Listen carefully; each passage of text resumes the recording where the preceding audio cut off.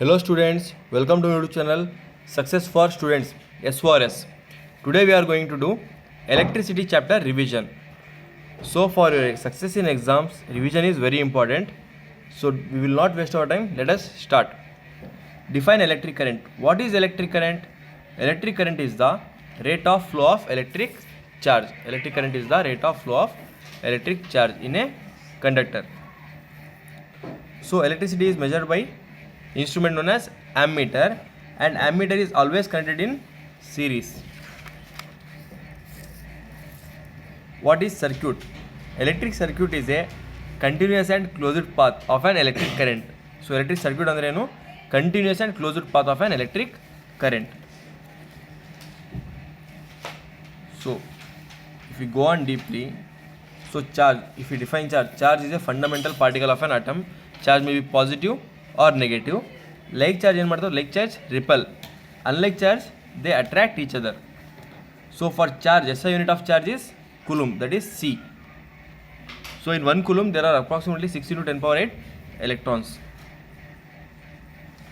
So current means already know rate of flow of charge is called current.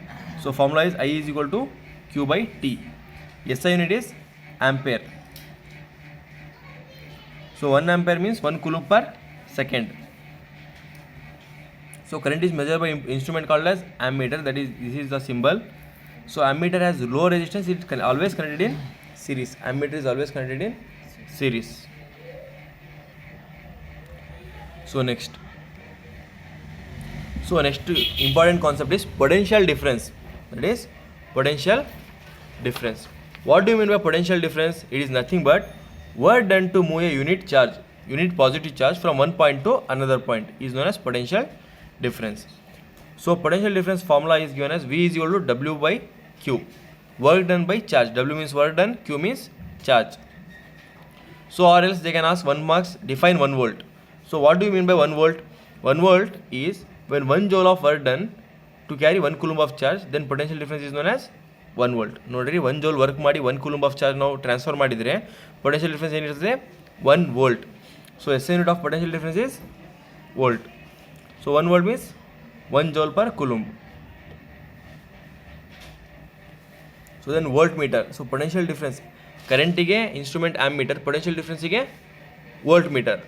It is an instrument used to measure potential difference. It has high resistance, it is always connected in parallel. It is used to maintain potential difference. Cell ಏನು ಮಾಡ್ತಾರೆ, cell ತೊಗೊಂಡು potential difference ಗೆ maintain ಮಾಡ್ತೀವಿ, cell ಇಲ್ಲ battery. So these are the symbols, very important for 1 marks. They will ask in multiple choice or 1 marks question answers. Next, that is Ohm's law, very important concept and very important, most repeated times it asked in exams, board exams. Ohm's law. Ohm's law andre enu?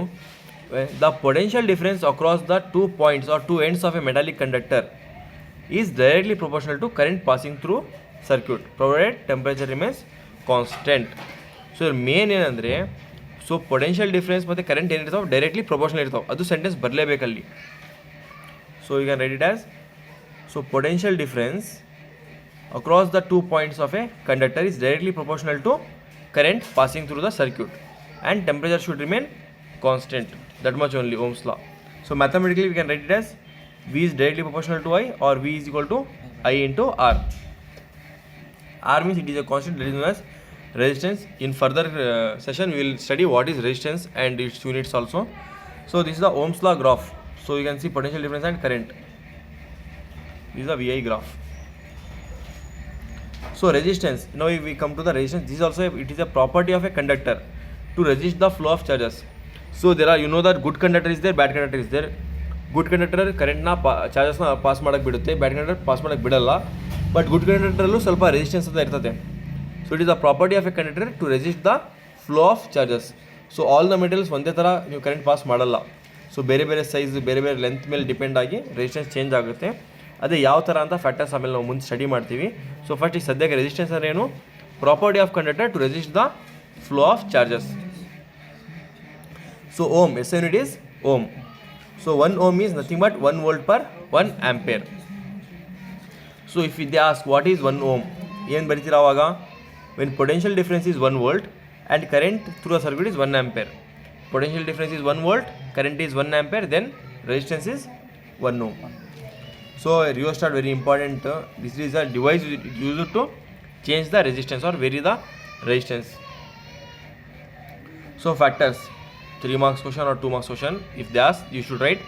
So factors on which resistance of a conductor depend. The factors are directly proportional to length of conductor, inversely proportional to area of cross section, directly proportional to temperature, and depends on nature of material. So ಇದು ನಿಮಗೆ ಕಷ್ಟ ಆದರೆ so factors ಅಂದರೆ ಬಂದರೆ ನೀವು ಏನೇನು ಬರಿಬೋದು ಅಂದರೆ so resistance of a conductor depends on length of the conductor, depends on area of cross section, depends on temperature, depends on nature of material. ಇವು main length, area, temperature, nature of material, ಇವು main 4 points ಇರಲೇಬೇಕು. Next nature of material ಅಂತ ಕರೆದೋಲ್ಲ ನಾವು. Nature of material ಅಂದರೆ ಏನು? That is nothing but resistivity.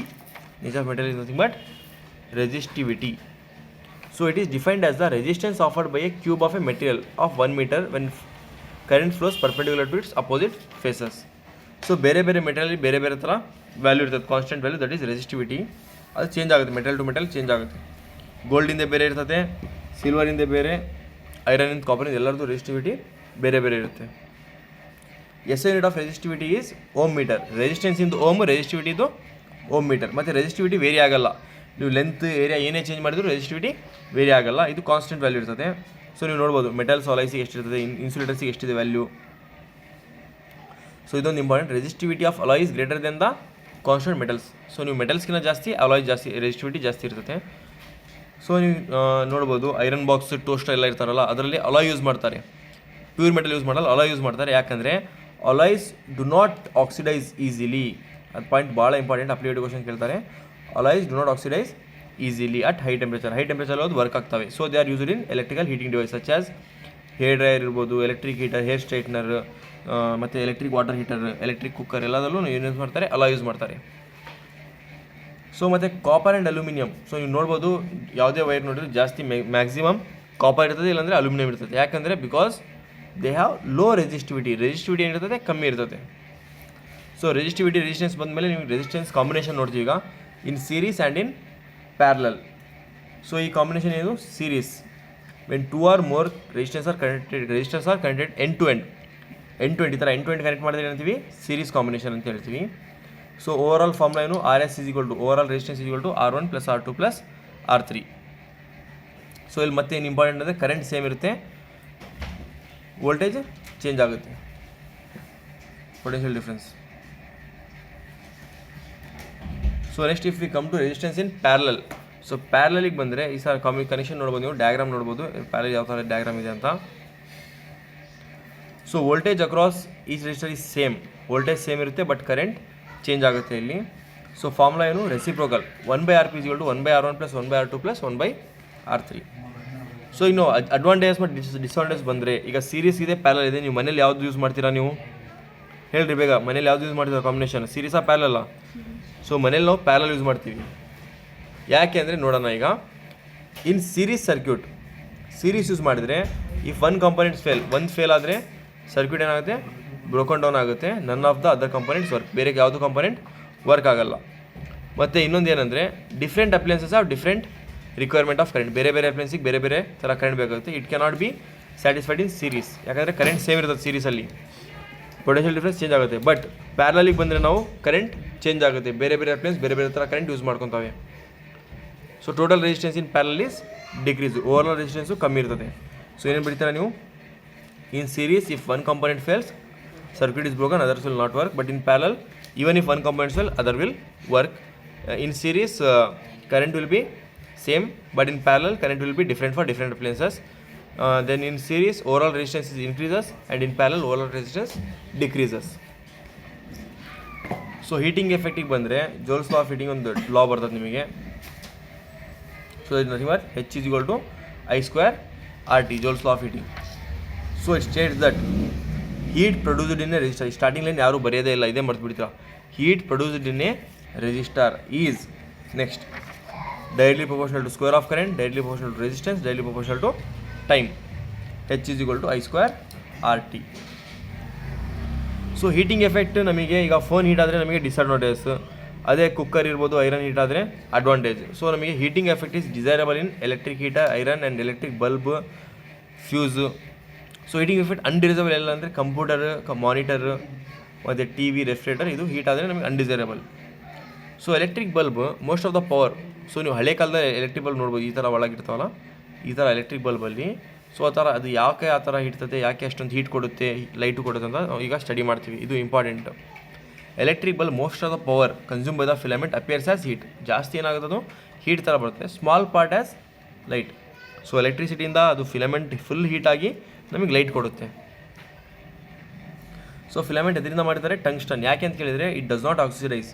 Tungsten oxidise ಆಗಲ್ಲ, but it has high melting point. Tungsten melting point ಏನಿದೆ ಜಾಸ್ತಿ ಇದೆ. ಸೊ ಮತ್ತು ಆ ಬಲ್ಬಲ್ಲಿ ಏನಾಕಿರ್ತಾರೆ? ಗ್ಯಾಸ್ ನೈಟ್ರೋಜನ್ ಹಾಕಿರ್ತಾರೆ, nitrogen and argon to prolong the life of filament. Filament react ಆಗಬಾರ್ದು, ಫಿಲಮೆಂಟ್ ಸೇಫ್ ಇರಲಿ, ಟಂಗ್ಸ್ಟನ್ ವೈರ್ ಸೇಫ್ ಇರಲಿ ಅಂತ, ಕೊರೋಜನ್ ಏನು ಆಗಬಾರ್ದು ಅಂತ ಏನು ಹಾಕಿರ್ತಾರೆ? Nitrogen and argon. ಸೊ ಈಗ next we are coming to the last concept, that is fuse. Fuse ಅಂದರೆ ಏನು? Fuse is a safety device. Fuse is safety device that protects our appliances in case of short circuit or overload. ನಿಮಗೆ ಓವರ್ಲೋಡಿಂಗ್ ಆದಾಗ ಇಲ್ಲ short circuit ಆದಾಗ fuse ಏನು ಮಾಡ್ತದೆ? ನಿಮಗೆ ಪ್ರೊಟೆಕ್ಟ್ ಮಾಡುತ್ತೆ. ಅದು ಫ್ಯೂಸ್ ವೈರ್ ಏನಾಗುತ್ತೆ? ಮೆಲ್ಟ್ ಆಗಿ ಬ್ರೇಕ್ ಡೌನ್ ಆಗುತ್ತೆ. ನಿಮಗೆ ಮುಂದೆ ಕರೆಂಟ್ ಪಾಸ್ ಆಗಲ್ಲ, ನಿಮಗೆ ಪ್ರೊಟೆಕ್ಟ್ ಮಾಡುತ್ತೆ.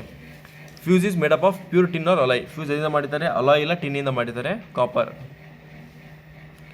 So fuse is always connected in series with live wires. Fuse ಯಾವ ಥರ ಕನೆಕ್ಟ್ ಮಾಡ್ತಾರೆ? Series with live wire. ಫ್ಯೂಸಿಗೆ ಲೋ ಮೆಲ್ಟಿಂಗ್ ಪಾಯಿಂಟ್ ಇರುತ್ತೆ.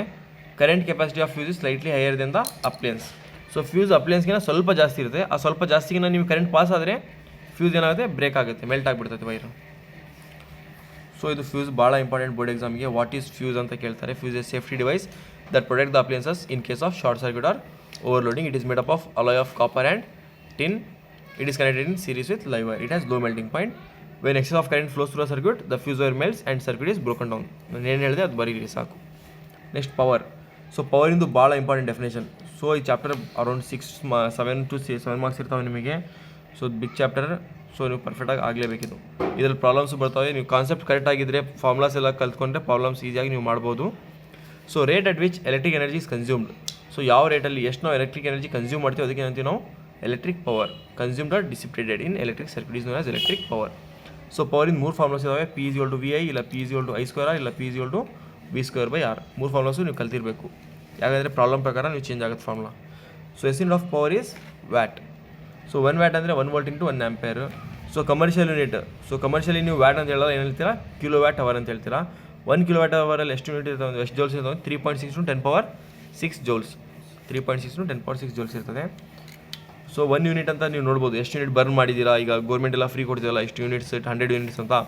1 ಯೂನಿಟ್ ಅಂದರೆ 1 ಕಿಲೋ ವ್ಯಾಟ್ ಅವರ್ ಅಂತ ಅರ್ಥ. Okay friends, thank you. Please share this video. For more videos, subscribe to our channel. S for S. Share with your friends. Thank you. Bye.